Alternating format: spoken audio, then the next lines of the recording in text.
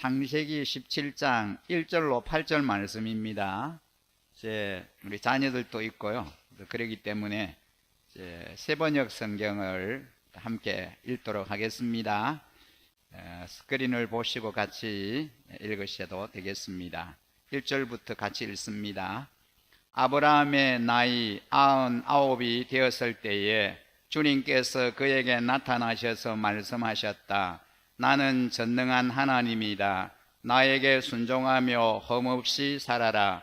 나와 너 사이에 내가 몸소 언약을 세워서 너를 크게 번성하게 하겠다. 아브라함이 얼굴을 땅에 대고 엎드려 있는데 하나님이 그에게 말씀하셨다. 나는 너와 언약을 세우고 약속한다. 너는 여러 민족의 조상이 될 것이다.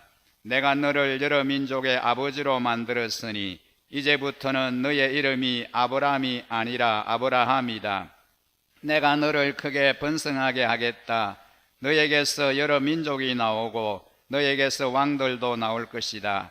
내가 너와 세우는 언약은 나와 너 사이에 맺는 것일 뿐 아니라 너의 뒤에 오는 너의 자손과도 대대로 세우는 영원한 언약이다.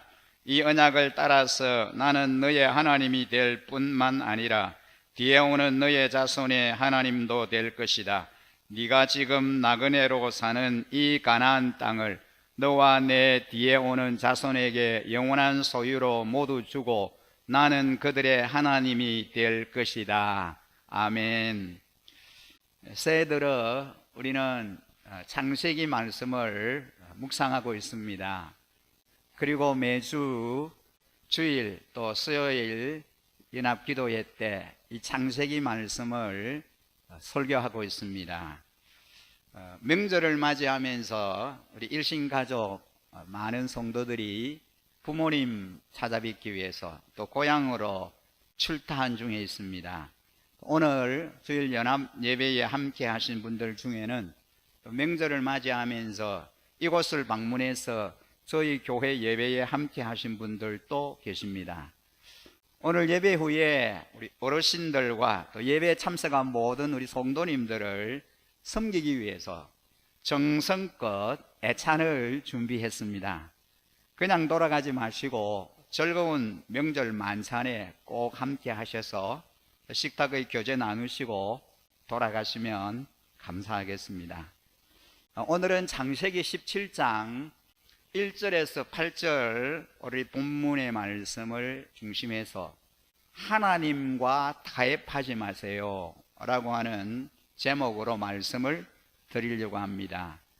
오늘 이 본문은 아브라함의 나이가 99세가 되었음을 밝힘으로 시작이 됩니다.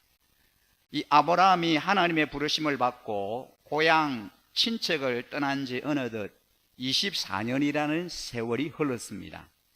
처음 아브라함이 부르심을 받았을 때 하나님은 어마어마한 약속을 아브라함에게 주셨습니다. 내가 너로 큰 민족이 되게 하겠다. 너에게 복을 주어서 네가 크게 이름을 떨치게 하겠다.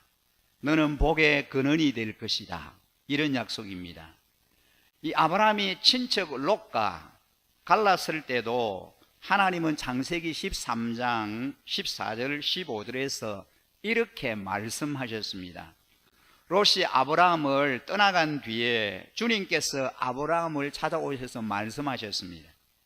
너 있는 곳에서 눈을 크게 뜨고 북쪽과 남쪽과 동쪽과 서쪽을 보아라. 네 눈이 보이는 이 모든 땅을 내가 너와 네 자손에게 아주 주겠다라는 약속입니다. 아브라함이 처음 이 약속을 붙잡았을 때는 자신감과 당당함이 있었습니다. 그러나 세월이 갈수록 약속은 성취될 기미가 보이지 않았고 아브라함은 점점 쇠퇴해가고 지쳐갔습니다. 어느 날 하나님은 이런 아브라함을 다시 한밤중에 부르십니다. 그 아브라함을 데리고 나가셔서 또 아브라함에게 이렇게 말씀하십니다. 아브라함아, 하늘에 저 많은 별들을 봐라. 네가 셀 수 있겠니? 저 벨들처럼 너의 자손들을 많아지게 할 거야. 하나님의 약속입니다. 아브라함은 또다시 이 말씀에 감격하여 하나님을 신뢰하고 진득하게 기다렸습니다. 그런데 이 하나님의 약속은 생각처럼 그렇게 쉽게 이루어지지가 않았습니다. 뾰족한 해결책도 보이지 않았습니다. 아내 사라는 점점 출산할 수 없는 생물학적 나이가 다해가고 아브라함의 믿음은 점점 수렁에 빠져들고 있었습니다. 결혼해서 부부간에 자녀가 몇 년만 없어도 얼마나 마음이 힘든지 모릅니다. 저는 교회를 섬기면서 그런 가정들을 도와왔습니다. 결혼을 했는데 10년이 돼도 자녀가 없습니다. 10년 동안 애타게 아이를 기다렸는데도 자녀가 출생하지 않는 것입니다. 그럴 때 정말 힘들어하면서 자녀를 애타게 기다리는 그런 가정들을 많이 본 적이 있습니다. 결국 이 본문에 소개되는 아브라함 사례도 마찬가지입니다. 하나님의 약속이 시간이 갈수록 이제 희미하게 그들의 그 믿음이 점점 식어져 가는 것을 볼 수가 있습니다.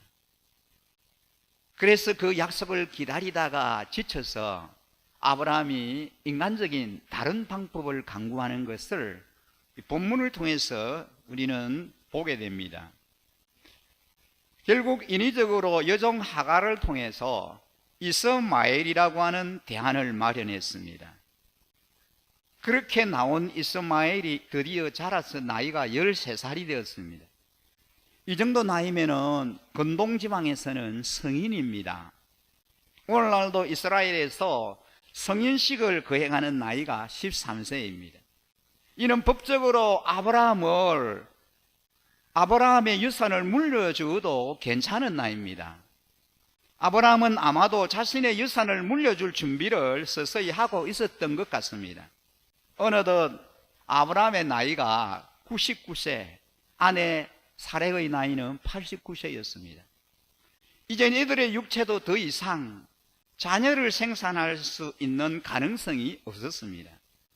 여자로서는 철저하게 무력함을 느끼는 나이가 되었습니다. 이런 가운데 처음에는 그토록 어마어마하게 보였던 하나님의 약속도 이제는 심지가 타들어가다가 꺼져버린 촛불 같았습니다. 바로 이때 하나님이 또다시 아브라함을 찾아오십니다. 하나님은 24년 전에 하셨던 그 약속을 또다시 언급하시면서 이제는 그 언약을 성취할 때가 되었다라고 말씀하십니다. 이전에 약속했던 자녀를 이제 내년이면 주실 것이다 라고 말씀하십니다. 그러면서 이들의 이름을 고쳐주십니다. 아브라함은 아브라함으로, 사레는 사라로 고쳐주셨습니다. 아브라함은 존귀한 아비라고 하는 그런 의미인데, 이것을 아브라함, 즉 열국의 아비, 여러 민족의 아버지라고 하는 의미로 바꾸어 주셨습니다.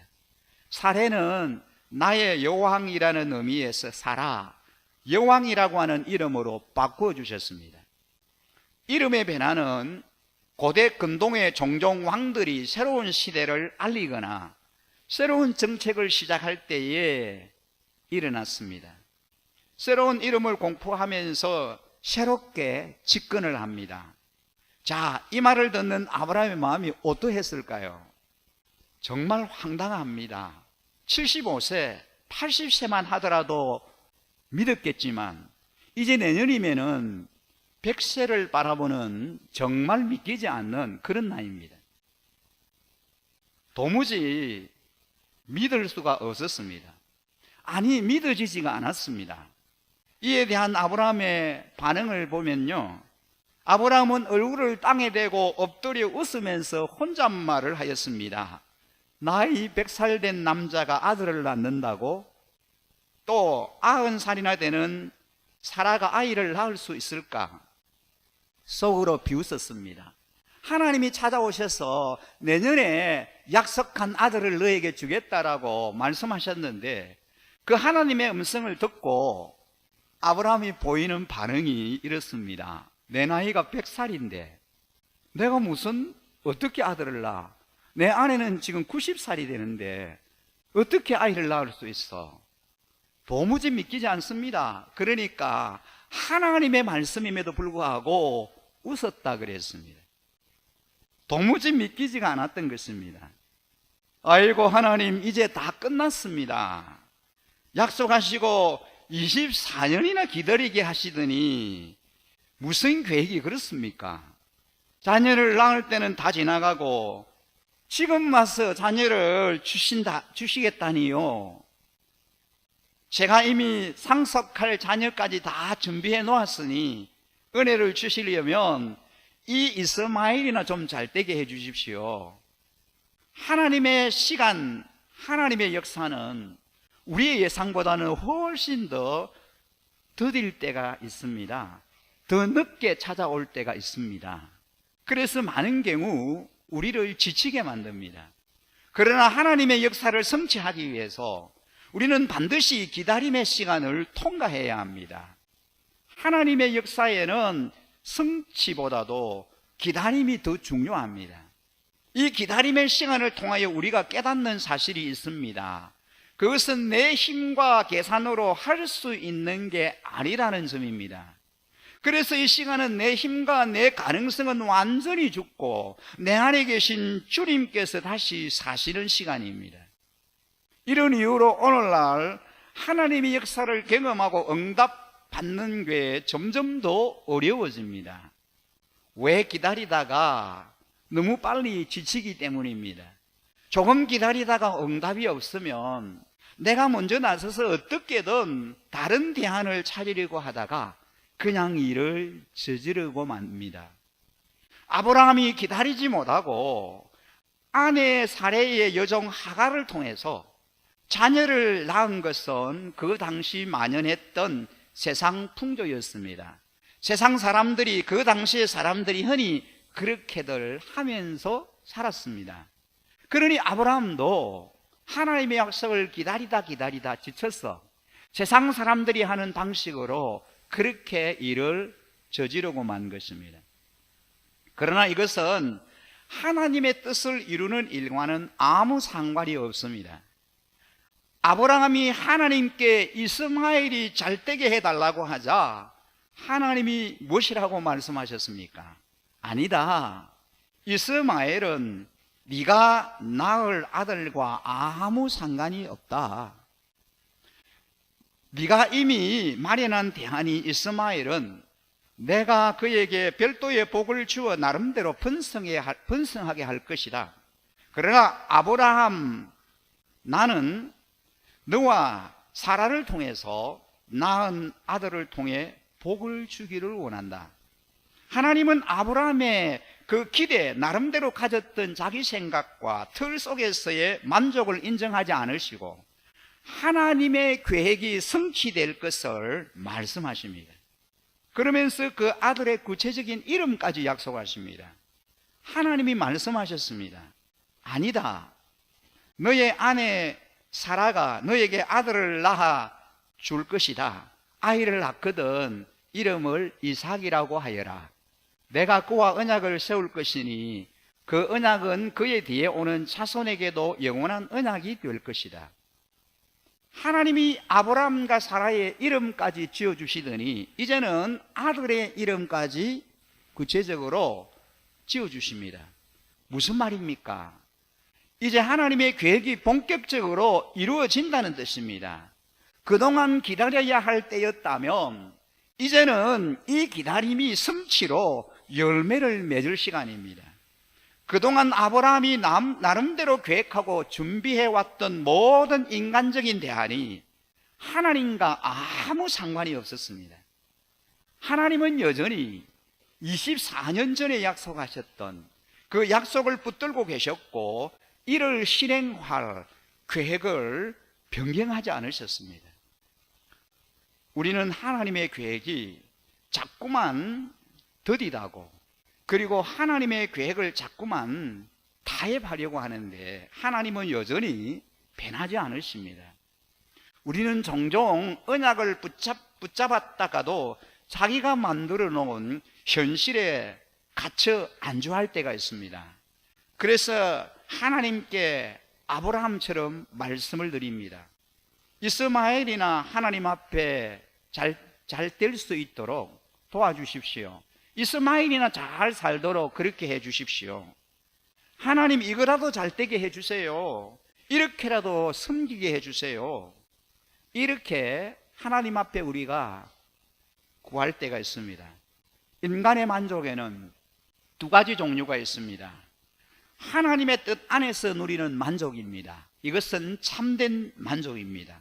다른 하나는 하나님의 뜻과는 상관이 없지만 자기 스스로 준비하고 만들어 이것을 붙잡아 누리는 일종의 보장된 만족입니다. 이런 만족은 겉으로는 즐겁고 유쾌하지만 내면 깊이 해이와 불안을 일으킵니다. 우리가 기억해야 할 말씀이 있습니다. 구약의 민수기 23장 19절 말씀입니다. 하나님은 사람이 아니시다. 거짓말을 하지 아니하신다. 사람의 아들이 아니시니 변덕을 부리지도 아니하신다. 어찌 말씀하신 대로 하지 아니하시랴.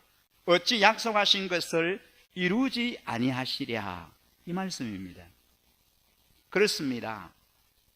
우리는 종종 하나님의 약속을 지키시지 않는다고 지체한다고 생각합니다.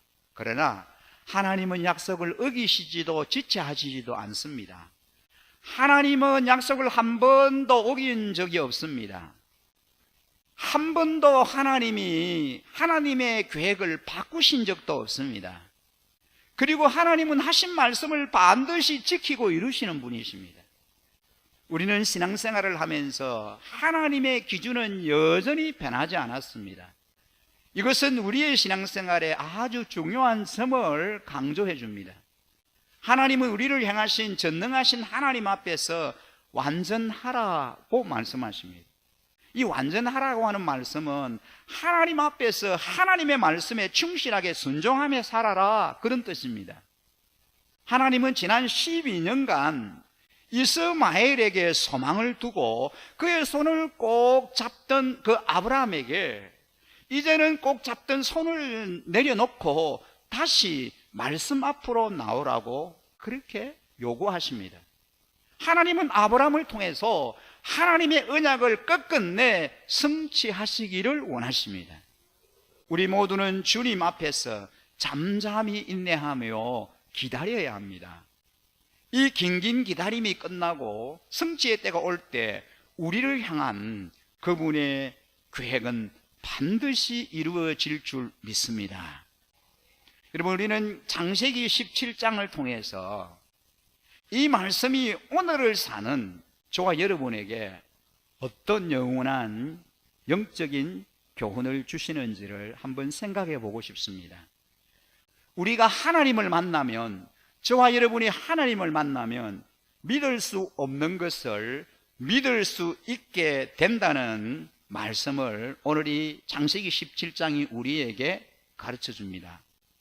하나님을 만나기만 하면 믿을 수 없는 것들이 믿을 수 있게 된다는 사실입니다. 할 수 없는 것을 할 수 있게 해 주신다는 것입니다. 믿음이 없던 사람이 믿음의 사람으로 변하게 된다는 것입니다. 아브라함은 도저히 안 돼, 불가능해, 이런 일은 있을 수 없어, 아이를 낳을 수 없어, 내가 지금 나이가 몇인데 내 아내 사라의 나이가 얼만데 도무지 불가능해, 이런 생각을 가지고 있었습니다. 그런데 하나님은 아브라함을 찾아오셔서 나는 전능한 하나님이다라고 말씀하시면서 아브라함의 생각을 바꾸어 주십니다. 하나님은 오늘도 안 된다고, 도저히 불가능하다고 절망하는 우리를 찾아오셔서 우리의 생각을 바꾸어 주시는 분이십니다. 하나님은 환경을 바꾸어 주시는 분이 아니라 사람을 바꾸어 주십니다. 사람의 생각을 바꾸어 주시는 분이십니다. 하나님께는 모든 것이 가능합니다. 그분은 다 하실 수 있습니다. 전능하신 분이십니다. 다 푸실 수 있고 다 여실 수 있는 분입니다. 하나님은 홍해를 가르셨습니다. 요단강을 가르셨습니다. 여리고성을 무너뜨리셨습니다. 한나의 태를 열어주셨고 죽어가는 히스기야의 생명을 15년이나 연장시켜 주신 분이십니다. 안전뱅이를 일으켜 주셨고 죽은 나사로를 살려주셨고 풍랑을 향하여 명령하셔서 바다를 잠잠하게 하신 분이십니다. 하나님이 하시면 다 가능합니다. 하나님이 하시면 불가능이 없습니다. 전능하신 하나님은 불가능을 가능하게 하시는 하나님으로 아브라함을 찾아오신 것입니다. 예수님은 십자가로 모든 죄를 이기시고 사망을 이기시고 마귀를 이기셨습니다. 그리고 우리가 십자가를 바라보게 하시고 십자가를 믿게 하시고 십자가에서 은혜 받게 하시고 십자가의 보혈로 씻음 받고 십자가의 능력으로 승리하게 하셨습니다. 그러므로 내가 힘이 없다고 약한 자로 생각하지 마십시오. 여러분이 힘이 없다고 약한 자로 그렇게 인정하지 마십시오. 하나님의 힘으로는 이 세상을 승리하는 자가 되어야 합니다. 주님은 말씀하십니다. 할 수 있거든이 무슨 말이냐? 믿는 자에게는 능치 못할 일이 없느니라고 하셨습니다. 사도 바울은 내게 능력 주시는 자 안에서 내가 모든 것을 할 수 있습니다라고 고백했습니다. 여러분, 그렇습니다. 저와 여러분은 힘이 없고 연약하지만 전능하신 하나님이 함께 하실 때 우리는 모든 것을 할 수 있는 줄 믿습니다. 주님이 능력 주실 때에 그 주님의 은혜 아래에서 우리가 모든 것을 할 수 있다고 믿습니다. 아브라함이 이스마엘로 만족하게 된 이유는 무엇 때문입니까? 하나님의 약속을 붙들지 못하고 인간적인 방법으로 그 약속을 이루려고 했던 이 아브라함이 이삭 대신에 얻은 이스마엘로 만족할 수밖에 없었던 이유가 무엇 때문입니까? 그의 나이 때문이었을 것입니다. 그는 지금 99세입니다. 한 해만 지나면 100세가 됩니다. 미안하지만 99세는 무슨 일을 할 나이가 아닙니다. 자녀를 생산할 수 있는 그런 나이가 아닙니다. 그래서 지금 아브라함은 이스마엘에게 모든 것을 넘겨주고 일생을 마무리하려고 합니다. 그의 모든 유산, 축복을 이스마엘에게 물려주고 그의 인생을 마무리하려고 합니다. 그런데 하나님은 99세 된 이 아브라함을 일으켜 세워서 위대한 새로운 일을 하고자 하십니다. 우리가 자주 하는 말이 있습니다.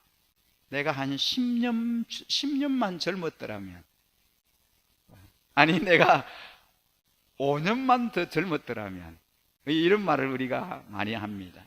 그러면 뭘 한번 해보겠는데, 내가 몇 년만 더 젊었더라면 나 이렇게 하지 않을 텐데, 이런 그 생각들을 많이 하고 또 그렇게들 말을 우리가 할 때가 있습니다. 여러분, 아브라함의 문제도 이것이었습니다. 한 10년만 젊었더라면 무슨 새로운 계획도 세우고 새로운 꿈도 꾸겠지만 99세에 도대체 무엇을 하겠습니까? 그러나 하나님은 자신을 전능하신 하나님으로 소개하십니다. 하나님께서는 넘지 못할 일이 없으신 분이십니다. 하나님 99세의 노인도 젊은이처럼 다시 일어서서 소망을 가지게 하시는 분이십니다. 하나님의 백성에게는 너무 늦었다거나 너무 늙었다거나 너무 늦다거나 그런 것이 소용이 없습니다. 하나님의 말씀이 임하는 사람은 항상 새로울 수 있습니다. 나이와는 상관이 없습니다. 99세의 노인도 소년보다도 더 새로울 수 있습니다.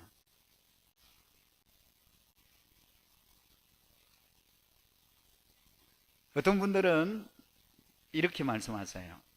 내가 다시 태어났다면 나 이렇게 살지는 않았을 텐데, 정말 후회 없이 내 멋지게 한번 살아볼 수 있을 텐데, 지나온 날을 후회하면서 그렇게 아쉬워하는 분들도 계십니다. 그러나 여러분, 늦지 않았습니다. 지금 바로 이 순간 내 자신이 깨닫는 바로 이때가 참 귀한 때입니다. 우리는 100세 시대를 살고 있습니다. 모세가요, 내 나이 70이요, 강건하면 80이라도 그렇게 기도를 했습니다. 근데 여러분, 우리가 사는 이 시대는 100세 시대입니다. 오늘 이 시대를 살아가는 우리 모두의 마음이, 우리의 생각이 중요하다는 거죠. 갈렙이 내 나이가 85세여도 45년 전처럼 내가 여전히 강건하니 내 힘이 그때나 지금이나 같아서 싸움이나 출입에 감당할 수 있으니, 그런 정말 멋진 고백을 했습니다. 내 나이가 지금 85세지만 45세 때의 청정과 같은 그런 기백과 용맹을 가지고, 그런 믿음을 가지고 지금도 그때와 같이 내가 적들을 물리칠 수 있고, 하나님이 내게 힘주시고 은혜 주시면 내가 못할 일이 없다고 그렇게 당당하게 고백하고 있습니다. 여러분, 갈렙과 같은 강한 믿음과 용기를 가지고 우리가 좀 힘차게 그렇게 달려가십시다. 갈렙처럼 마지막 순간까지 기력이 세하지 않고 주님께 충성을 다하십시다. 우리의 강한 믿음이 자손 대대로 이 세대를 통해서 전수되어 신앙의 명문 가정을 이루어 나갈 수 있도록 좀 우리가 그렇게 기도하고 우리의 후손들에게 축복하고 아름다운 신앙의 유산을 물려주는 그런 우리들의 모습들이 되었으면 참 좋겠습니다. 여러분, 우리는 얼마나 자주 하나님이 이루시려고 하는 온전한 뜻을 위에 두고 적당한 선에서 자기 만족에 빠져듭니까? 우리가 이런 생각을 할 때가 참 많습니다. 나는 살 만큼 살았어요. 이제 더 이상 나 바랄 것이 없어요. 이것으로 충분해 하면서 자신의 작은 욕심에 안주하려고 할 때 바로 그때 하나님이 찾아오십니다. 찾아오셔서 다시 일어서게 하십니다. 전능하신 주님께서 우리를 통하여 이루어 주실 크고 놀라운 일들을 바라보며 주님이 쓰실 아름다운 도구로 우리를 주님 앞에 내려놓으십시오. 드리십시다. 주님께서 우리 자신을 드리는 만큼 우리 모두를 존귀한 자로 주님이 들어 사용해 주시리라고 믿습니다. 100세 된 아브라함을 존귀하게 사용하셔서 이제 믿음의 조상이 되게 하셨던 것처럼 아브라함을 통하여 아브라함의 자손들이 자손만대 복을 받으며 복의 근원이 되며 축복의 통로가 되는 그런 은혜를 주셨던 그 하나님께서 오늘 저와 여러분을 통해서, 우리 모두를 통해서 하늘의 복을 약속하신 주님께서 우리 모두를 통하여 온 열방으로 모든 이들에게로 하나님의 약속된 복이 흘러가는 통로로 우리를 사용해 주시고 이 아름다운 하늘의 복을 흘러보내는 도구로 우리가 쓰임받을 수 있게 해달라고 기도하면서 금년 2020년 이 한 해 너는 복의 근원이 될 것이다 라고 하신 이 약속의 말씀을 붙들면서, 예 주님, 나는 복의 근원입니다. 우리 가정이 복의 근원입니다. 우리 교회가 복의 근원입니다. 우리 모두가 복의 근원이 되기를 간절히 소망합니다. 하나님, 우리를 그렇게 존귀하게 써주십시오라고 하는 그런 멋진 하나님을 향한 소원을 가지고 힘차게 금년 한 해를 살아드리는 우리 모든 성도님들이 되시기를, 또 우리 자녀들이 다 되시기를 주님의 이름으로 간절히 축복합니다.